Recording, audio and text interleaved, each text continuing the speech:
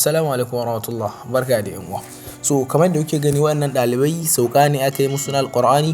So mutane kusan 120 da wani abu wanda suka yi sauka kenan. Wannan saukan babban sauka ne da aka yi ta a garinmu na Maiduguri. Wannan ba ƙaramin saukan Qur'ani ba ne. Ga shi wannan malamin da kuke gani shi ma babban malami ne, wato sunansa Al-Asari. Babban malami ne a jihar Maiduguri kuma an san shi, ana alfahari da shi sosai. Wayannan kuma su ne ɗalibai maza wanda za su yi sauka ɗin, wanda aka yi musu sauka. Wannan kuma ga nan na kasance a wannan taron saboda an gayyace ni sosai.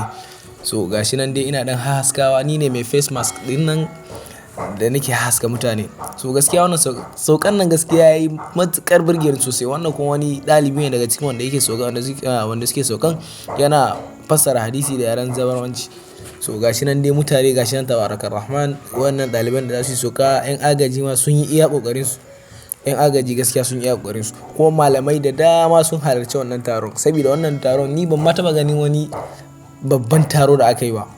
Wallahi wannan taron ba ƙaramin taro bane, kuma na saukan Alqur'ani. Taron wannan yawanci ma daga cikin su mata ne suka yi wannan saukan. So wannan babban taro ne kuma na Islamiyya ne wanda aka yi sauka. So amma bai kai na Islamiyyar mu daɗi ba, duk da cewa wannan akwai mutane da yawa. So wayannan da kuke gan su ga sunan mata ne wanda suka fi mazan yawa.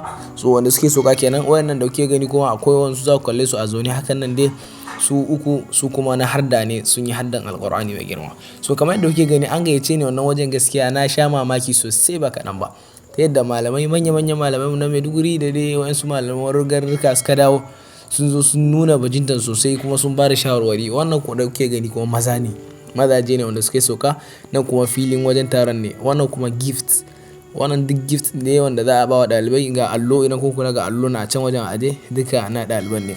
So gaskiya wannan saukan fa ba wai ƙaramin sauka ba ne, ya yi daɗi sosai, ya haɗu sosai, kuma gaskiya akwai jama'a sosai. 'Yan agaji ma sun yi iya ƙoƙarin su.